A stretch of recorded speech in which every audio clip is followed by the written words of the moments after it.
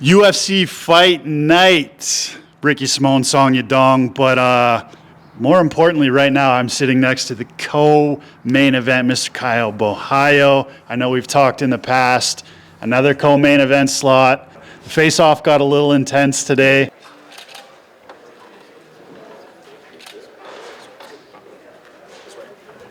I mean, what are you feeling from this guy right now? Oh, first of all, it's good to be talking with you, my brother. Yes, thank you, brother. Full send. You guys doing a great job. But Michal is a very aggressive guy, and he showed the same thing in the weigh-ins that he always showed.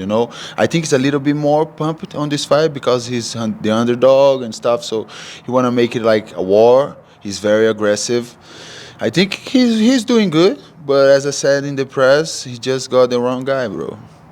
Well, he almost, you know what I mean? He almost acted like a bully, we might say, at the weigh-ins. And this is a fighting nerds. It's bully payback time, right? Exactly, my brother. You know the words, right? It's bullying payback time. If you're a bully, I will be more happy to beat your ass. That's it, you know. This is what I've never fully understood this, because I'm not gonna lie, I'm sitting next to you right now. You just got on that scale. You're about 200 pounds. You're a big guy. Like, where did this whole bullying thing start? Like, obviously when you were younger, but were you not a big guy growing up? No, I wasn't a big guy growing up. I started to growing up when I was 16 or 17, something like that. And then it's where the people started to stop bullying me, you know. But before that time, I was little guy, big ears, you know, so everybody was keep bullying me all the time, you know.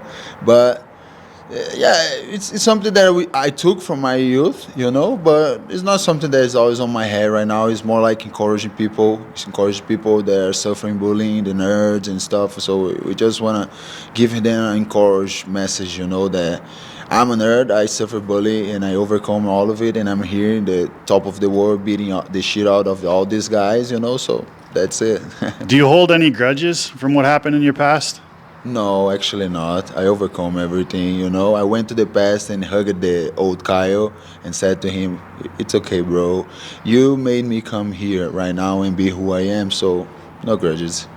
It's very interesting that you say that you hugged the older version of yourself. Like, what do you think the younger version of yourself would think of you right now? Like, the current version of you that's in the UFC, do you think that little version of you would be proud of where you're at today? Yeah, for sure, man. Because the older version of me, he was a scary little boy, you know, like he was always getting out of confronts and stuff. So I think right now, seeing what I'm doing right now with my life and what I'm doing for living and everything, I think he can look at it like, fuck, this is what I always wanted, you know, and now you're doing this shit. Congratulations. I think he's proud for sure. And I mean, not only are you in the UFC, you're in one of the most competitive divisions in the UFC right now, this middleweight division. There's a lot of up-and-comers. There's a lot of people making noise. I mean, for you to win this next fight and go undefeated, I mean, we could be looking at a top 15 guy. I know you obviously don't like looking too far ahead, but I mean, where do you see yourself in this division in the next, say, year, 6 months to a year? Yeah, I think until the end of the year, see myself in top 15 for sure. Because after I beat Michal, I think it will be a great time to call out some ranking guy, and I think to crack my way to the rankings. You know, everything is coming as I planned. I planned to do 4 fights before getting to the rankings. So I'm on the 4th fight. I had 3 wins already. Now it's time for my 4th win, and after that, getting to the rankings. You know, I was thinking about calling some guys out, but I was thinking about calling Gastelum, but he came down to 170 again, you know. And then I was thinking about calling out Brunson, but like I don't know if he's still fighting or not, because he said he's gonna retire and this and that. But there's a few slots left on the rankings, and I think it's a good fight to make for sure. What do you think about? This was a very interesting one to me, because you see certain guys, they go into fights and they almost get caught up in other people's game plans. And you, I mean, you're a grappler. We know this. Curtis Blades, for example, we saw him stand there and try to strike with a guy, you know, in his last fight with Sergey Pavlovich. Is there ever anything in your game plan have you ever gotten in that situation where you've gotten caught up in the other guy's game plan, or has your team and your coaches got you so focused that, hey, these are my strengths, and no matter what the other guy's doing, I know my strengths and I'm going to stick to that game plan? Yeah, I think people get too emotional when they're fighting, you know. So that's when they get off of the game plan, you know. I'm not too emotional when I'm fighting. I was talking to my coaches that it's like painting a picture, you know, doing some art. And there's no emotion on that, you know. You just go there and do it. You don't want to prove anything to anyone, and just be a free spirit and do it, you know. I think he got emotional. Curtis Blade got emotional a little bit, trying to do the same. I'm not a dumb fighter. As I said, we're fighting nerds, and then we calculate everything you're gonna fight, where the guy doesn't want me to fight. But I'm going to tell you something. Nobody in the UFC saw my striking game yet, you know? Like, I'm getting more experience inside the octagon and everything. I know I'm not just a grappler, you know? I have my striking game that I'm doing on training and everything. I've been training for so many years, all this. So I know I have it inside, you know? But I just not dumb enough to go there and try to brawl with a guy that is a brawler, you know. It's just like that. But for sure, me and my team, we have a lot of traps on top on striking game, you know. So I'm very confident on my abilities, and that's why I'm telling you, that's why my ground game in wrestling came so good. Because I'm okay on my feet. I'm okay with getting out of punches, getting distance control. You know, the last guy that I fought had 17 knockouts, and he trying to take me down. So people need to realize that when there's distance control, when there's intelligence in the game, in the other striker guy, they feel it, you know? So let's see how Michal is going, if he's going to try to take me down too and stuff, because he's a brawler too, you know? So I'm ready to everything, man, you know? Do you think it's time that the middleweight division sees a grappler make it to the top? Yeah, for sure.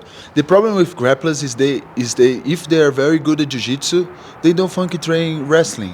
This is crazy, you know. We see Bullied, he's a fucking phenomenal grappler, but he doesn't take a shot any time on the fight, you know. So I think that's what I'm mastering a lot, my wrestling game, my ground game, because first of all, you need to put the guy down, you know, and then after that you do some jiu-jitsu. So I think I have the high-level ground game to make a noise in this division and to fight with the best guys in the world, and I think I'm going to continue to do it, you know. And what do you think about this team that you got around you? I know we just came into the house here. You got about 5, 6, 7 guys in this house with you, the fighting nerds. Talk to me about this team that you got around you. Bro, this is the best guys that I could have on my back, you know, on my side all the time, because they're with me since day one, and like I've been working with my coach for like 9 years already, and they're just like a father for me. All the other guys just like father, like brothers to me. They are family. We are family, you know. We reunite every time in Brazil. It's more than just me hiring them to work for me, you know. It's not like that. We don't even face it like that, you know. I had a dream to bring a big team here to Vegas or to anywhere that I wanted to fight, and I did, you know. All the guys that are coming first time here in America, my 2 coaches coming first time here in America, my PT guy and everybody. So this is the best guy that I could have on my side, you know. When I was dehydrating and everything, they never took away. They was always there with me, passing me some energy and everything. I think they go in front of a bullet for me, and I will do the same. Then that's what makes my energy so full, so great, you know, because I have the best guys on my side. Listen, Caio Borralho, co-main event this Saturday night against Michal Oleksiejczuk. Anything else to add before we get out of here, my brother? Yeah, bro, just check it out on Saturday, and you'll see the best version of Caio Borralho for sure. As always, hey, I'm the OG with Full Send MMA. Appreciate you, brother. Let's go, my brother.